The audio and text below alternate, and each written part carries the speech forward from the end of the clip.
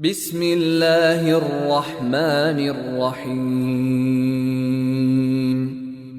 Lam yakunil ladzina kafaru min ahlil kitabi wal musyrikina munfakkina hatta ta'tiyahumul bayyinah.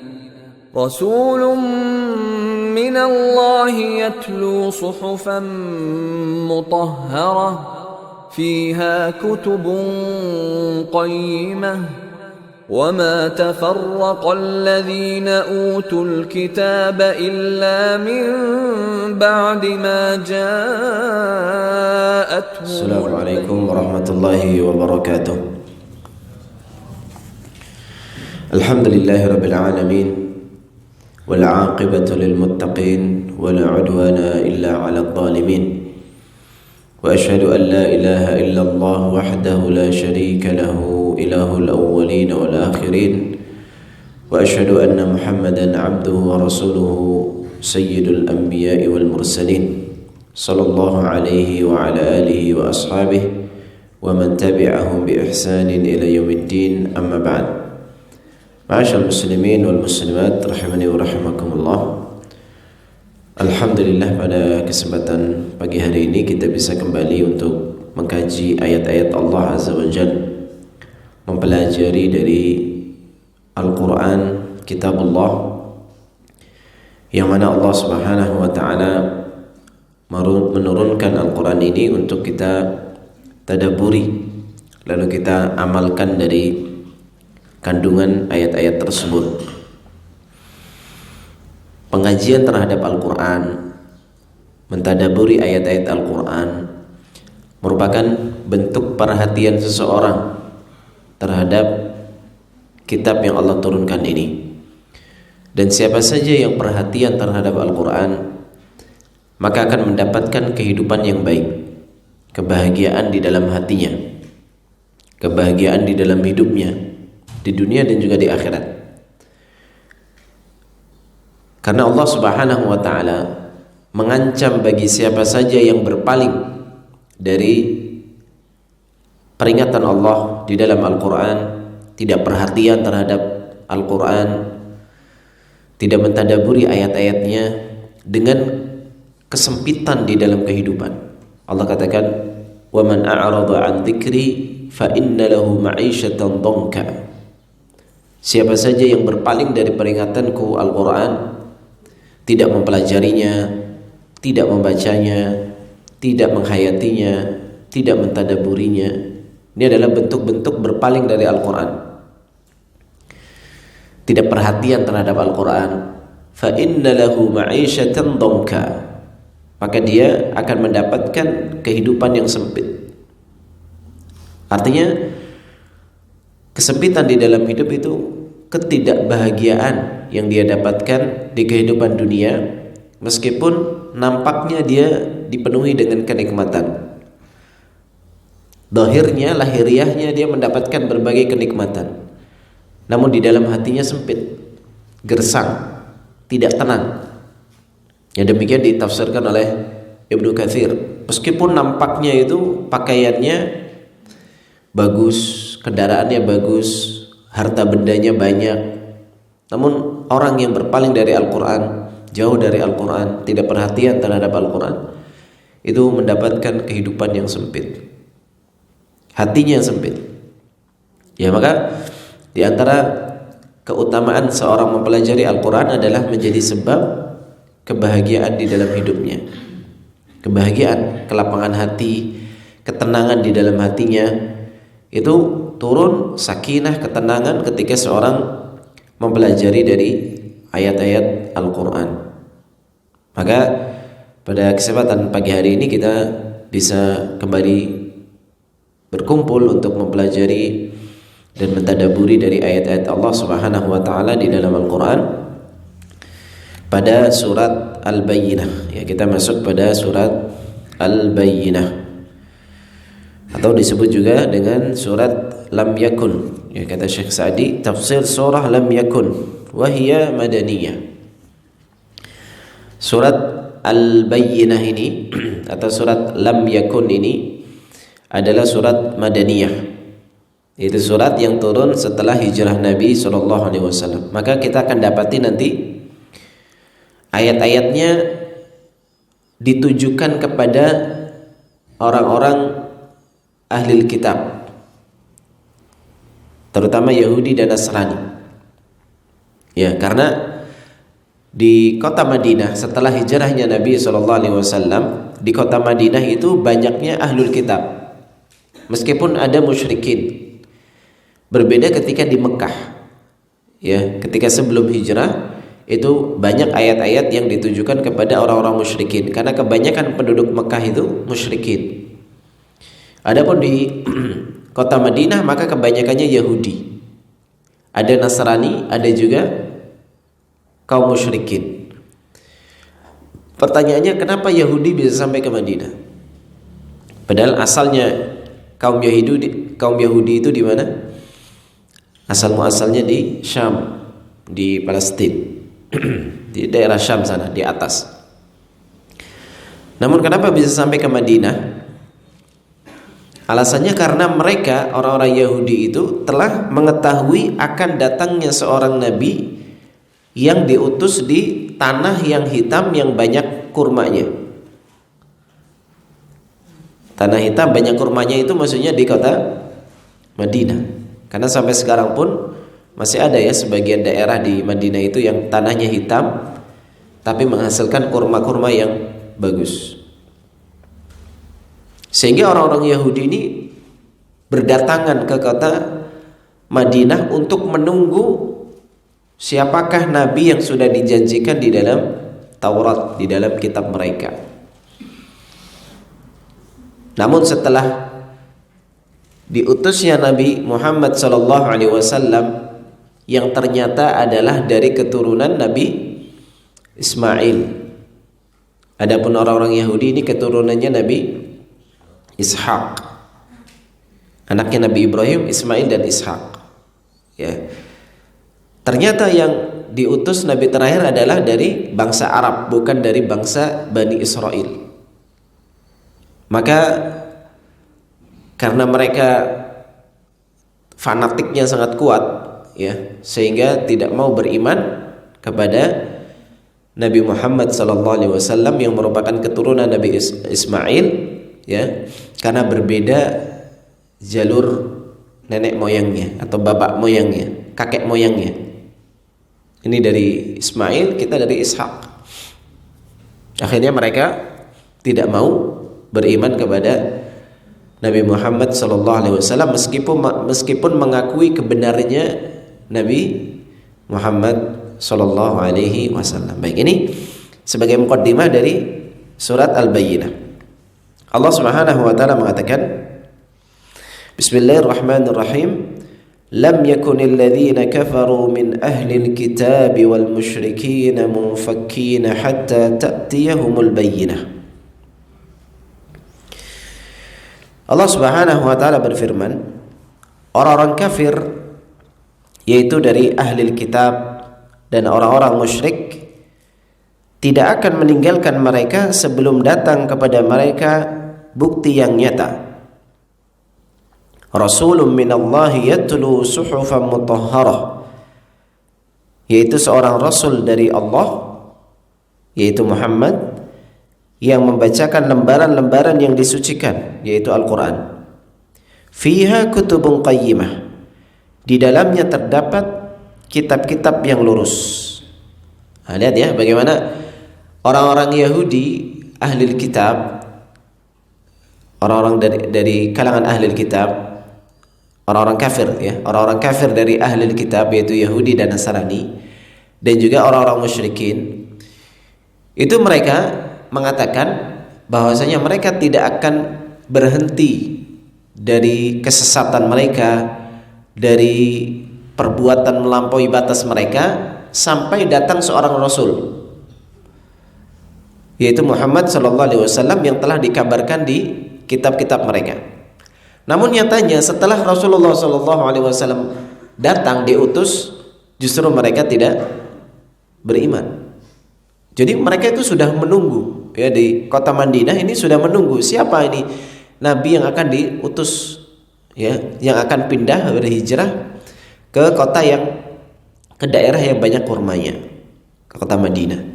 Namun ternyata setelah diketahui nabinya adalah dari kalangan orang Arab, dari keturunan Nabi Ismail, yang beliau meskipun bukan orang Arab ya, Nabi Ismail itu juga orang Syam, namun sudah pindah ke Arab dan menjadi orang Arab, atau disebut dengan musta'arabah atau aribah, orang Arab yang bukan asli ya, orang yang menduduki daerah tersebut dan menjadi orang yang berbicara dengan lisan mereka.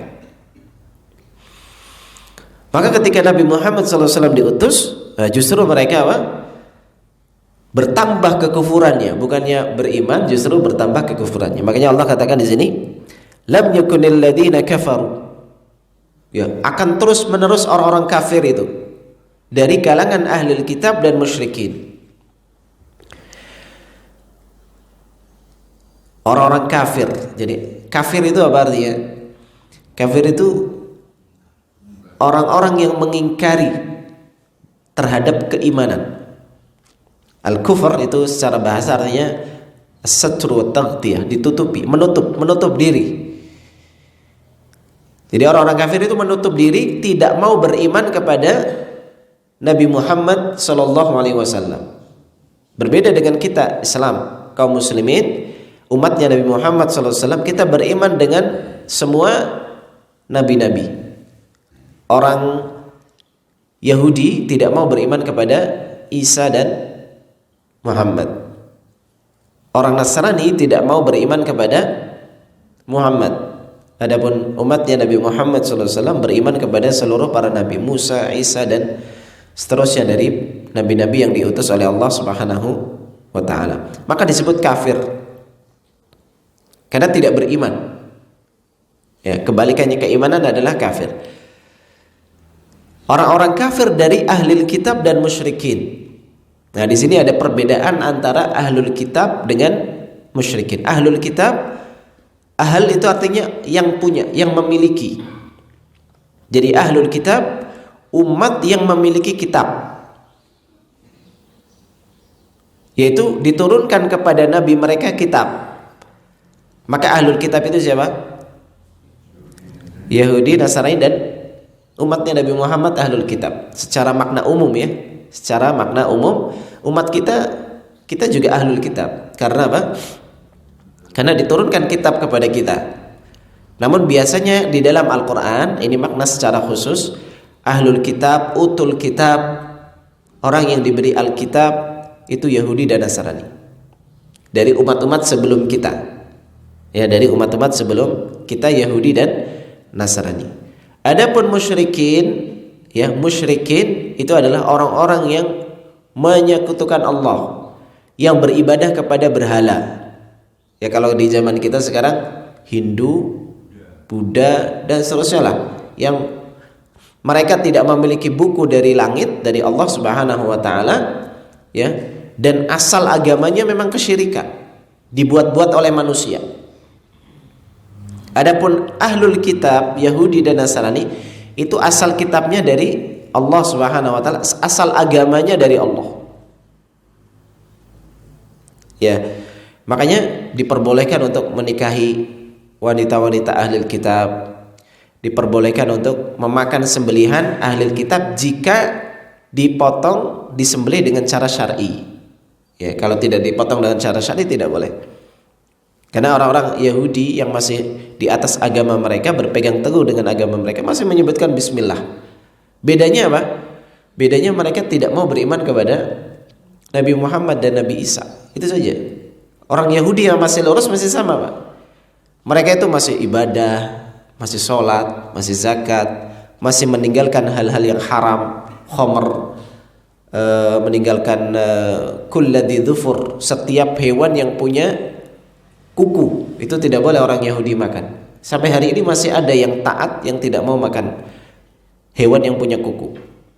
Babi mereka haram, riba haram, mereka nggak pakai riba. Orang Yahudi yang pakai riba itu Yahudi yang tidak taat beragama justru. Ya, adapun orang-orang musyrikin, asal agama mereka salah karena buatan manusia. seperti Buddha itu kan buatan manusia, Hindu buatan manusia, dan seterusnya lah dari agama-agama kesyirikan yang tidak diturunkan oleh Allah Subhanahu wa taala. Ya. Jadi kata Allah Subhanahu wa taala, orang-orang kafir dari ahli kitab dan dari musyrikin, ya ini dua kelompok yang berbeda. Tapi mereka berserikat pada makna kekufuran, sama-sama kufur. Cuma bedanya apa? Yahudi dan Nasrani ini kufurnya kufur mengingkari, tidak mau beriman kepada Muhammad sallallahu alaihi wasallam. Adapun orang musyrikin kufurnya karena syirik, menyekutukan Allah. Jadi kalimat kufur atau orang yang kafir itu sebabnya banyak. Ya, sebabnya apa? Banyak. Ada disebabkan karena kesyirikan. Jadi dia kafir karena syirik. Dia menyembah Allah, juga menyembah selain Allah. Dia masuk kepada kekufuran juga. Ada kufur namanya kufur syak, kufur ragu. Dia hanya menyembah Allah, tapi dia ragu Allah itu benar atau salah. Namanya kufur syak, ragu. Ya, ini juga kekufuran yang menyebabkan kekufuran. Seperti perkataan sebagian orang di zaman sekarang, ada atau tidak hari kebangkitan itu sebenarnya. Ragu dia. Karena mereka hanya mengimani perkara-perkara yang ada saja, materialistik. Ya, mereka hanya beriman kepada sesuatu yang ada. Kalau yang nggak ada, diragukan. Ya, ini namanya kufur disebabkan keraguan. Ada juga namanya kufur namanya istikbar, kufur sombong. Nah, ini yang ahlul kitab ini. Dia tahu Nabi Muhammad itu benar, tapi tidak mau beriman. Kenapa alasannya?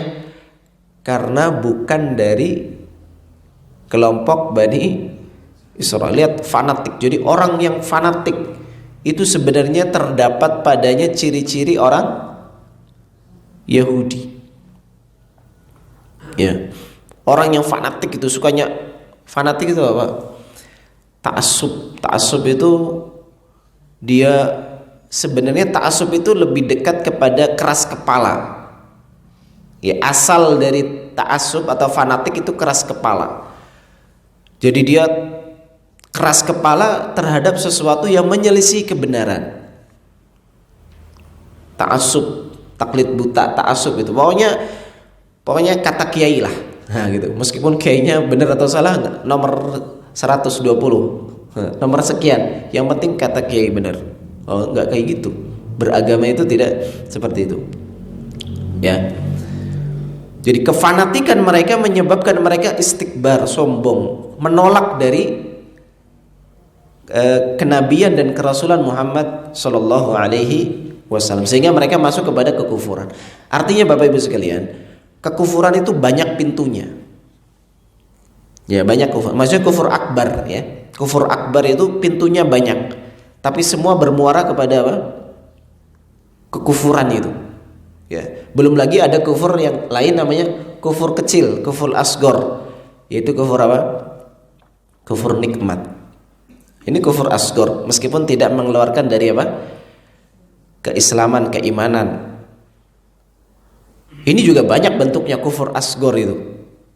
Nah, ini perkara kufur, ini perkara keimanan sangat penting untuk seorang pelajari, baik itu kufur asgor, bagaimana bentuk-bentuk kufur terhadap nikmat.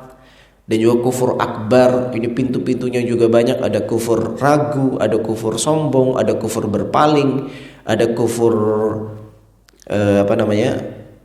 al-i'rad, ya, berpaling, ya, tidak mau belajar. Ada kufur istikbar, sombong, dan macam-macam jenis kekufuran itu, yang menjadikan kita harusnya berhati-hati. Ya. Orang-orang kafir dari ahli kitab dan orang-orang musyrikin, mereka mengatakan tidak akan berhenti dari kesesatan mereka, tidak akan berhenti dari penyimpangan mereka sampai datang kepada mereka bayyinah. Al-bayyinah itu artinya al-hujjatul wadihah. Jadi bukti yang nyata. Apa ini bukti yang nyata? rasulun minallah, yaitu seorang rasul utusan dari Allah. Yatlu suhufan mutahharah. Yang rasul ini tugasnya diantaranya adalah membacakan lembaran-lembaran yang disucikan. Nah, ini pelajaran bisa kita ambil ya Bapak Ibu sekalian, bahwasanya orang-orang kafir dari ahli kitab dan musyrikin itu benar-benar orang-orang yang sangat keras kepala gitu. Ya, kami tidak akan berhenti dari kekufuran ini sampai ada bukti yang nyata, bukti yang jelas kalau itu adalah rasul. Nah, ini juga tadi orang-orang yang hanya beriman dengan apa? Dengan sesuatu yang nampak, ya, materialistik. Ya, materi, pokoknya kalau ada materinya, kalau ada bentuknya baru taat, baru mau. Kalau nggak ada bentuknya nggak mau. Makanya kenapa orang-orang itu menyembah berhala? Sebagian orang-orang musyrikin itu menyembah berhala. Mereka nggak katakan berhala itu Tuhan, nggak ada yang mengatakan itu, Pak. Tapi berhala itu adalah perwujudan dari Tuhan. Mereka nggak ada yang ngomong ini yang menciptakan saya patung ini, nggak ada, Pak. Tapi mereka mengatakan ini adalah perwujudan dari Tuhan. Inilah perwujudan Tuhan. Kenapa? Karena mereka orangnya materialistik. Kalau nggak kelihatan, nggak beriman. Inilah yang membedakan antara orang beriman dengan orang-orang kafir. Orang-orang beriman itu alladzina yu'minuna bil ghaib, bukan materialistik. Sekarang juga gitu sama ya. Jadi kalau ada bos takut itu kerjanya benar. Kalau nggak ada bos salah-salah kerjanya. Itu materialistik juga. Itu jenis kekufuran. Ya, cabang-cabangnya meskipun nggak kufur, cuma jenis itu salah satu jenis. Ya. Jadi kalau ada abstraknya, ada bentuknya, baru dia takut. Kalau nggak ada bentuknya dia nggak takut. Ya. Jadi kalau ada ada bosnya, dia baru takut. Kalau nggak ada bosnya, ya santai aja lah, kerjanya santai-santai. Sama orang-orang musyrikin juga sama, menjadikan patung ini sebagai representasi Tuhan, sehingga kelihatan, baru mereka takut.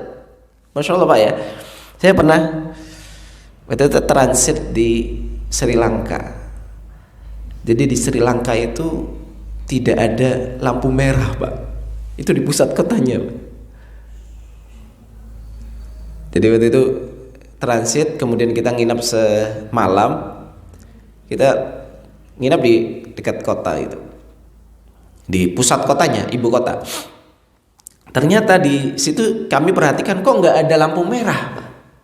Jadi belokan, pertigaan, bundaran, perempatan, atasnya perempatan apa namanya Pak? Perlimaan, ya. Proliman kalau bahasa Solonya. Proliman, perlimaan, itu nggak ada lampu merah Pak. Cuma ada patung Tuhan mereka. Ajib ya.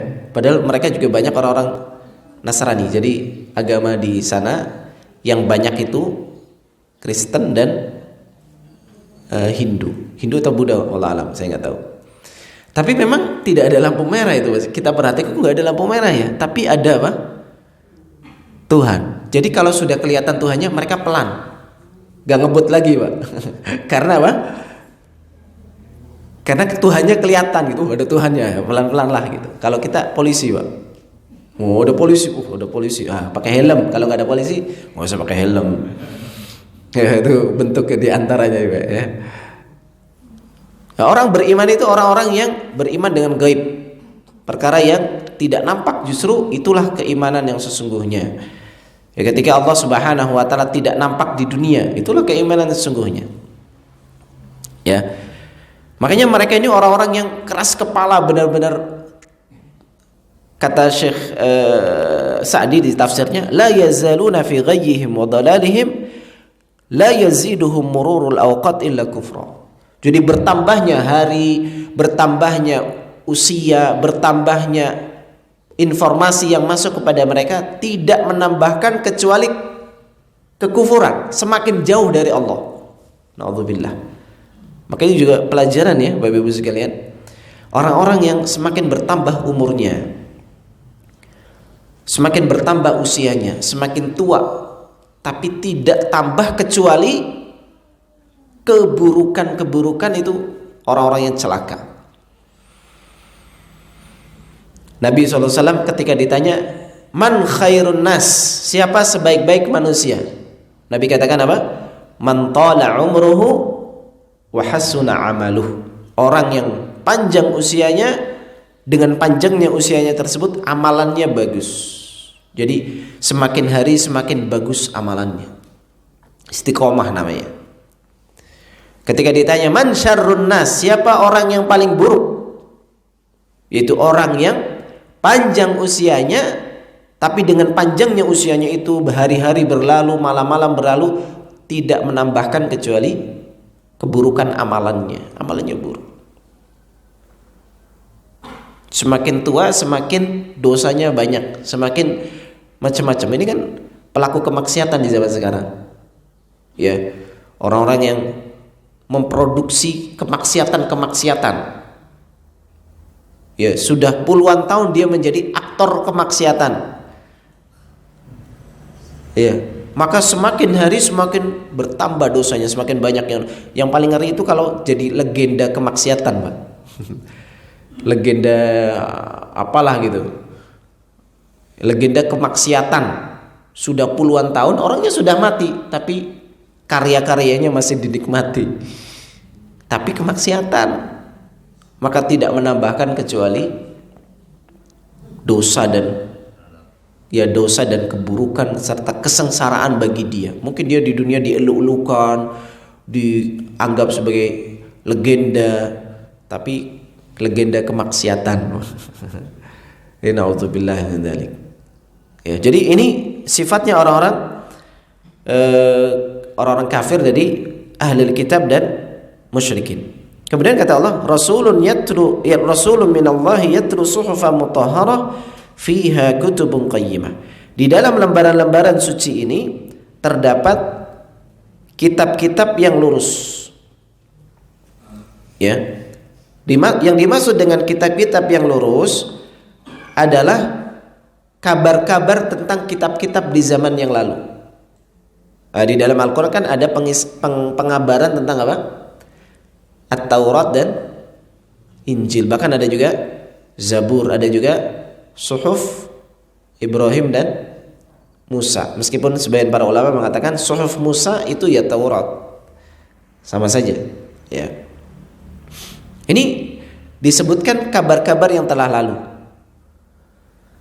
kabar-kabar kitab-kitab yang telah lalu. Fiha kutubun qayyim, dalam Al-Quran. Ini diantara tugasnya Rasulullah Sallallahu Alaihi Wasallam. Ya, ini juga harus kita perhatikan ya, Bapak Ibu sekalian, karena kita semua adalah perwakilan dari Rasulullah Sallallahu Alaihi Wasallam. Di antara tugas Rasul adalah yatlu suhufan mutahharah, membacakan lembaran-lembaran yang suci, maksudnya ayat-ayat. Jadi di antara fungsi Rasul sallallahu alaihi wasallam diutus itu membacakan ayat-ayat. Tapi apakah cukup hanya dengan membacakan? Tidak. Tapi menjelaskan dari kandungannya. Makanya kita semua ini dituntut, diperintahkan oleh Rasul sallallahu alaihi wasallam, ballighu anni walau ayat. Sampaikan meskipun satu ayat. Itu kan kita sudah dengar berapa ayat ini? 3 ayat. Artinya kita semua punya tugas untuk menyampaikan ke orang lain. Karena kalau tugas menyampaikan dakwah itu hanya kepada ustadz, maka ustadz itu terbatas, waktunya terbatas, jumlahnya juga terbatas. Tapi setiap kita yang hadir, kepala keluarga, menyampaikan kepada istrinya, kepada anaknya, ya, kepada keluarganya, itu akan cepat menyebar kebaikan-kebaikan. Maka ini diantara fungsi atau tugas Rasul sallallahu alaihi wasallam itu membacakan ayat-ayat. Sebagaimana kita sekarang, kita dengarkan ayat-ayat, kita bacakan ayat-ayat. Itu bukan tugas yang ringan. Ini tugasnya para Rasul, terutama Rasulullah Muhammad sallallahu alaihi wasallam. Huwallazi ba'atsa fil ummiyina rasulan minhum yatlu 'alaihim ayatihi. Dialah Allah yang telah mengutus di tengah-tengah umat yang tidak bisa baca, orang Arab, seorang rasul yang membacakan ayat-ayat kepada mereka. Membacakan ayat-ayat. Ya, karena di dalam ayat-ayat ini akan banyak kebaikan-kebaikan yang seorang dapatkan ketika mentadaburinya. Ya, jadi di dalam lembaran-lembaran yang disucikan ini, yaitu Al-Quran, ya, fiha kutubun qayyimah. Di dalamnya terdapat kitab-kitab yang lurus. Nah, kata Syekh Sa'di ini di tafsirnya, ay akhbarun shadiqah wa awamiru adilah tahdi ilal haqqi wa ila tariqin mustaqim. Jadi di dalam Al-Quran ini terdapat kabar-kabar yang jujur, kisah-kisah yang jujur, dan hukum-hukum yang adil. Nah, jadi memang seperti itu ya. Jadi Al-Quran itu secara global itu cakupannya dua, Pak. Yang pertama kisah-kisah. Kisah-kisah yang jujur. Jujur itu artinya apa? Sesuai dengan kenyataan. Namanya jujur, ya. Sesuai dengan kenyataan. Artinya emang itulah yang terjadi pada Musa, pada Isa, pada Ibrahim, pada Adam, itu jujur. Tujuannya apa? Kisah-kisah yang jujur ini disebutkan dalam Al-Quran supaya kita mengambil pelajaran, ya, metode di dalam hidup, kemudian kita terapkan itu dalam kehidupan kita. Yang kedua, kandungan Al-Quran secara umum adalah ahkamun adilah, hukum-hukum yang adil. Hukum terkait ibadah, hukum terkait muamalah, hukum terkait akhlak. Punya hukum-hukum itu semuanya ada di dalam Al-Quran yang dibutuhkan oleh manusia, ya, yang dibutuhkan oleh manusia semuanya ada. Apalagi hukum mengatur negara itu ada dalam Al-Quran. Hukum mengatur keluarga saja ada, interaksi antara suami dengan istri, dengan anak, itu ada semuanya. Makanya ketika kita, Bapak Ibu sekalian, mendalami, mempelajari Al-Quran, ya, mentadaburi makna-makna Allah, kita akan mendapatkan petunjuk-petunjuk di dalam kehidupan. Seperti contohnya gini lah, gampangnya kita sering baca petunjuk itu Google Map, Pak. Terus kan Google Map kadang menyesatkan juga itu. Karena bukan Al-Quran, Pak. Kalau Al-Quran itu nggak akan menyesatkan. Ya, saya pernah pakai Google Map masuk ke kuburan, Pak. Tapi betul sih kuburan setelahnya tempat yang saya tuju, cuma nggak gitu juga ya, lewatnya kuburan gitu. Tapi emang agak muter kalau mau nyampe, ya ternyata lewat kuburan, betul setelahnya memang tempatnya. Ya, menyesatkan ya, menyesatkan dalam arti yang duniawi gitu.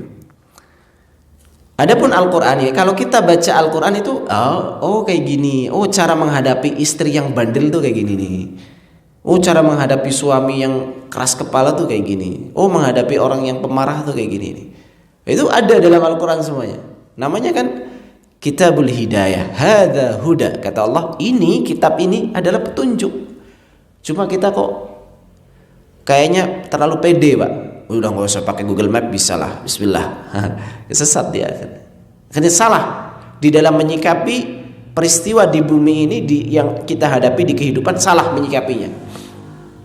Ya, betapa banyak orang salah menyikapi peristiwa yang terjadi dalam kehidupannya. Kenapa? Karena tidak memperhatikan buku petunjuk. Huda. Hadza huda.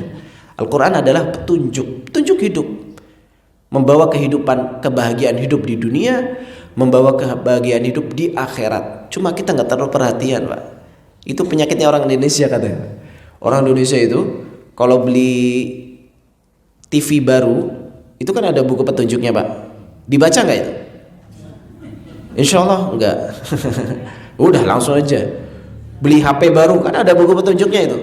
Atau mainan baru yang harus dirakit, udah nggak usah, langsung rakit saja.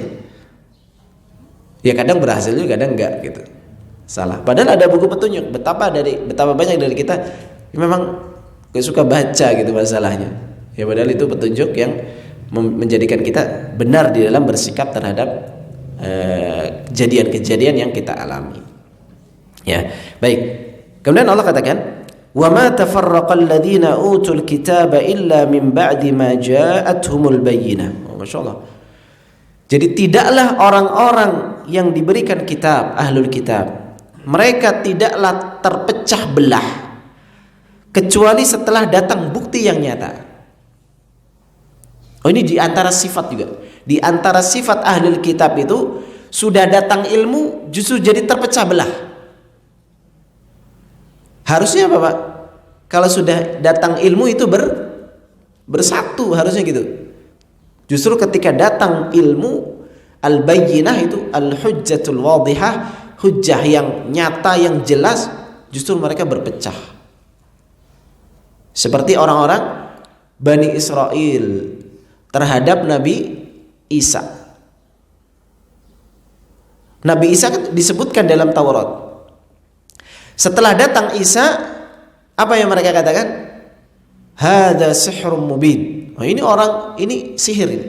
Yang Isa datang dengannya itu sihir. Enggak mau beriman. Akhirnya terpecah mereka. Ada yang beriman kepada Nabi Musa, ada yang kufur. Terpecah jadi dua kelompok. Seperti itu juga orang-orang Nasrani.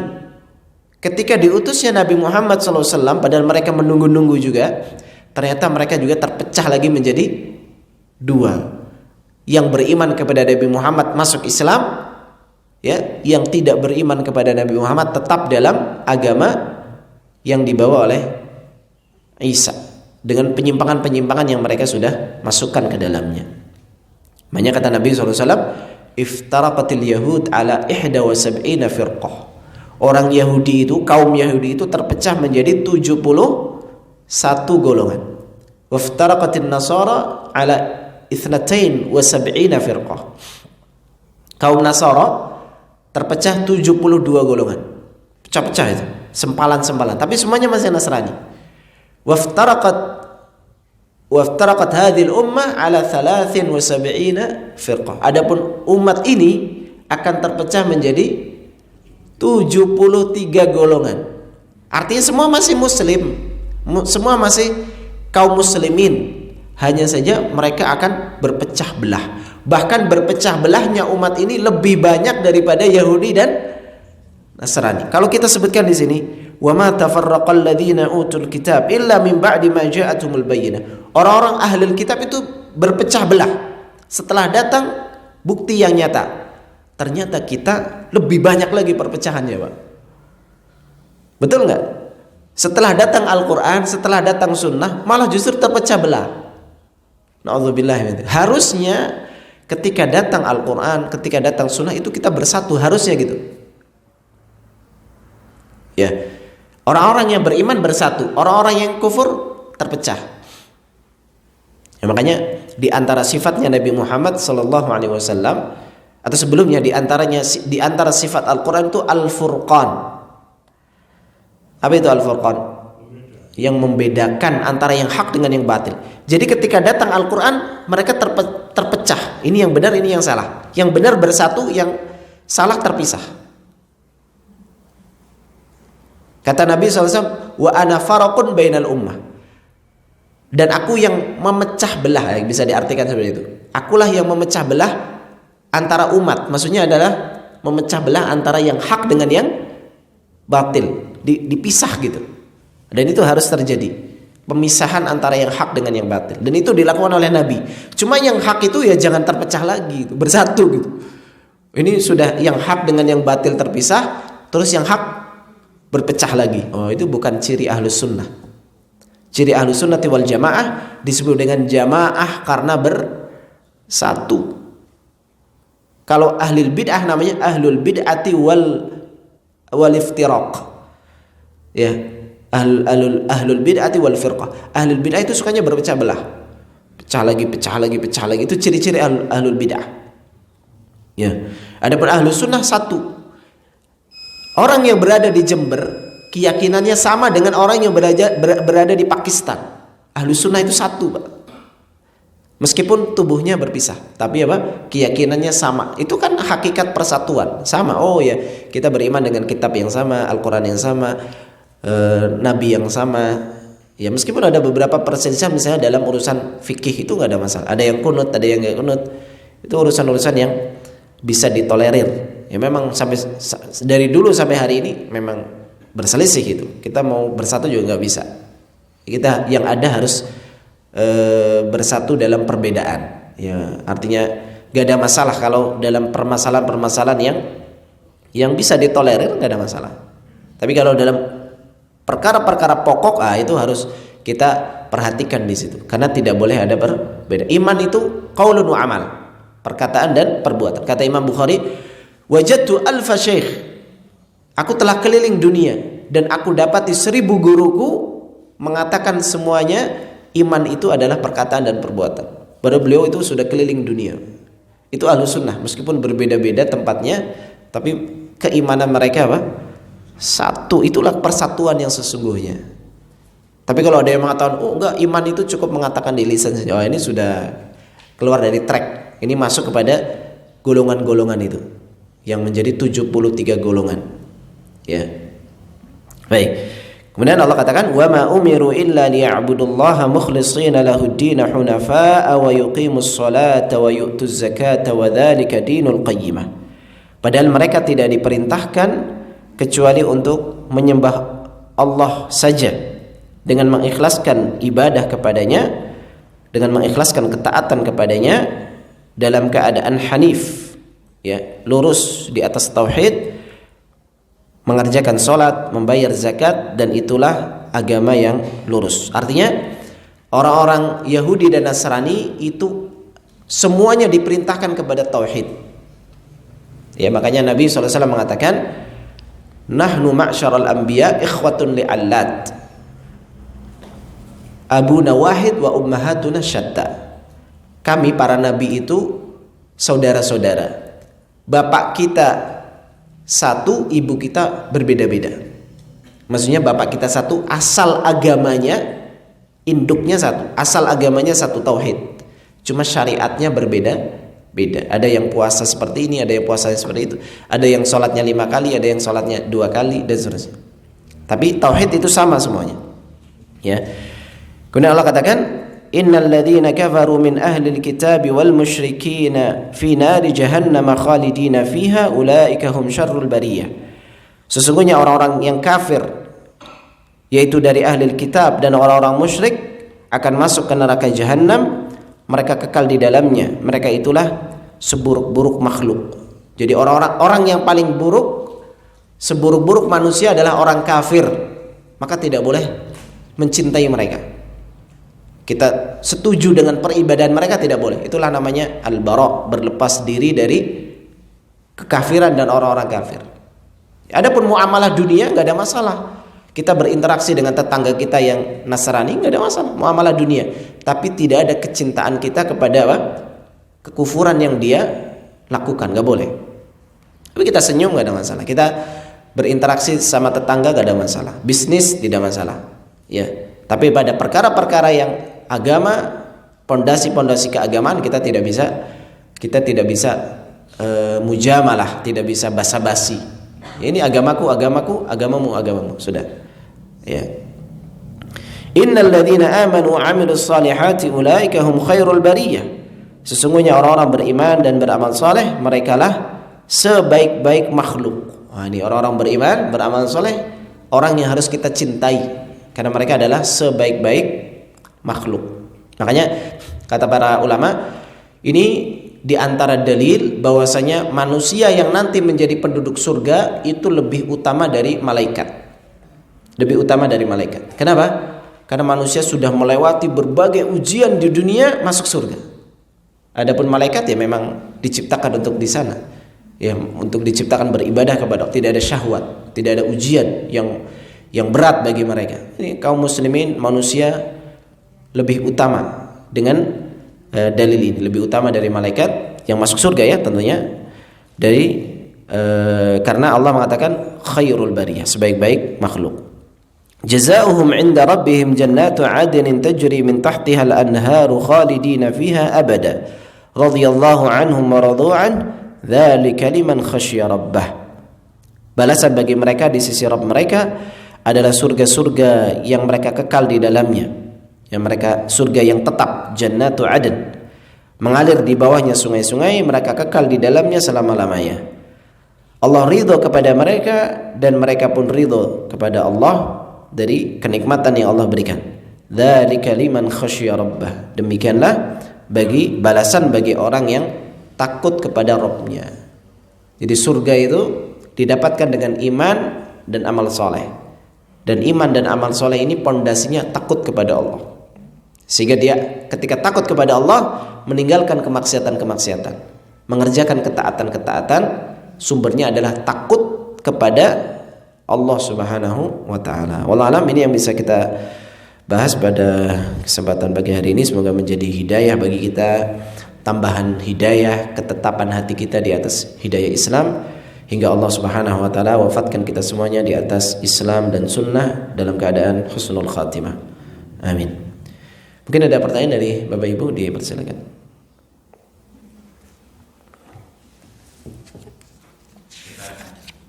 Enggak, Pak. Nggih. Apakah ada harapan surga bagi Nasrani yang bertauhid? Seperti Nasrani ini ada yang namanya aliran saksi-saksi Yahweh atau saksi-saksi Yehova. Dia, ya Allah, mengakui Yesus sebagai Rasul. Apakah ada harapan surga untuk yang aliran seperti ini? Baik. Pertanyaannya, apakah orang Nasrani yang bertauhid ada harapan masuk surga? Maka jawabannya dilihat dari dua keadaan. Jika sebelum diutusnya Nabi Muhammad SAW, maka ada kesempatan masuk surga.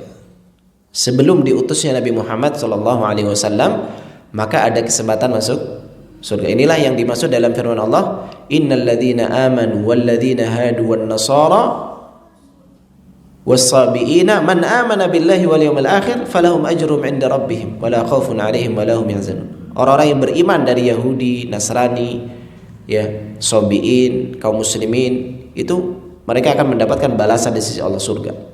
Bisa kalau sebelum diutusnya Nabi Muhammad. Adapun setelah diutusnya Nabi Muhammad dan mereka tidak mau beriman kepada Nabi Muhammad sallallahu alaihi wasallam, maka mereka menjadi penduduk neraka. Pasti mati dalam keadaan Nasrani, pasti masuk neraka karena Nabi telah mengabarkan, Pak.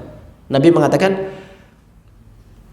la yasma'u bi min hadhil ummah Yahudiyun aw Nasraniyun thumma lam yu'min bima ursiltu bih illa kana min ashabin nar. Tidaklah ada seorang Yahudi dan Nasrani setelah aku diutus mendengar tentang apa yang aku diutus dengannya lalu tidak mau beriman, tidak mau mengimani Muhammad sebagai Rasul, illa kana min ashabin nar, kecuali dia penduduk neraka. Jadi gak ada harapan kalau sudah diutus Nabi Muhammad SAW, meskipun mereka katakan kami bertauhid. Lah, kalau bertauhid pasti beriman kepada Rasul. Ketika mereka tidak beriman kepada Rasul, maka tauhidnya palsu. Karena kalau mereka benar-benar taat kepada Allah, masih akan beriman kepada Nabi Muhammad sallallahu alaihi wasallam. Gitu, Pak, ya. Jadi ada dua keadaan, dilihat dulu. Ini yang tidak dipahami oleh kaum liberal. Orang-orang liberal itu selalu berdalil dengan ayat tadi, innalladzina amanu walladzina hadu wan nasara was-sabiin. Orang-orang Yahudi juga bisa masuk surga. Orang Nasrani juga bisa masuk surga. Padahal ayat ini berlaku sebelum Nabi Muhammad diutus. Artinya orang yang masuk surga dari Yahudi Nasrani memang bisa, tapi dulu ketika di zamannya Nabi Musa, di zamannya Nabi Isa, mereka bertauhid bisa masuk surga. Adapun setelah diutusnya Nabi Muhammad tidak, sudah harus beriman kepada Nabi Muhammad. Karena itu konsekuensi dari tauhid kepada Allah, harus beriman kepada Rasulullah sallallahu alaihi wasallam. Demikian. Dan ini bukan ekstremis, ya, kaum melampaui bukan. Ini agama kita. Ini harus kita pegang teguh. Ini pondasi agama kita. Jangan menjadi semua agama benar. Itu justru kekufuran. Orang yang mengatakan semua agama benar, kekufuran. Karena agama yang benar hanya satu, yaitu Islam, agama tauhid, taat kepada Allah, taat kepada Rasulullah Muhammad sallallahu alaihi wasallam. Ada lagi pertanyaan? Baik, kita cukupkan. InsyaAllah kita akan lanjutkan pada pertemuan yang akan datang. Kata-kata itu Masya Allah. Baik, bagus pertanyaannya. Apa perbedaan antara khasyah dengan taqwallah? Khasyatullah, taqwallah. Jadi khasyah itu artinya takut kepada Allah yang dibangun di atas ilmu. Kita tahu kebesaran Allah, jadi kita takut. Itu orang-orang beriman. Ya, orang-orang beriman itu takutnya kepada Allah karena mereka tahu kebesaran keagungan Allah sehingga mereka takut. Khasyah namanya. Jadi khasyah itu takut dibangun di atas ilmu. Adapun taqwallah itu artinya mengambil perlindungan dari apa yang kita takutkan. Jadi takwa itu derajat setelah khasyah. Jadi ilmu dulu, setelah ilmu khasyah, takut, setelah takut dia mengambil perlindungan. Caranya bagaimana? Mengerjakan ketaatan, meninggalkan kemaksiatan. Itulah namanya takwa. Jadi takwa itu enggak serta-merta langsung gitu Pak ya, tapi ada apa? Ada urutannya, tingkatannya. Kita ilmu dulu, berilmu, maka muncul khasyah. Setelah khasyah maka takwa. Kita mengambil perlindungan terhadap apa yang kita takutkan, ya dari murka Allah atau nerakanya, sehingga kita mengerjakan ketaatan-ketaatan, meninggalkan kemaksiatan. Sudah ada aksi gitu. Kalau takwa itu sudah ada perbuatannya. Demikian. Wallahu a'lam, semoga bermanfaat. Insyaallah kita lanjutkan pada pekan depan untuk membahas surat Az-Zalzalah, surat gempa bumi. Ya, semoga bermanfaat. Subhanakallahumma bihamdik asyhadu an la ilaha illa anta astaghfiruka wa atubu ilaik. Walhamdulillahirabbil alamin. Wassalamualaikum warahmatullahi wabarakatuh. بعد ما جاءتهم البينة وما أمروا إلا ليعبدوا الله مخلصين له الدين حنفاء ويقيموا الصلاة ويؤتوا الزكاة وذلك دين القيمة إن الذين كفروا من أهل الكتاب والمشركين في نار جهنم خالدين فيها أولئك هم شر البرية إن الذين آمنوا وعملوا الصالحات أولئك هم خير البرية جزاؤهم عند ربهم جنات عدن تجري من تحتها الأنهار خالدين فيها أبدا رضي الله عنهم ورضوا عنه ذلك لمن خشي ربه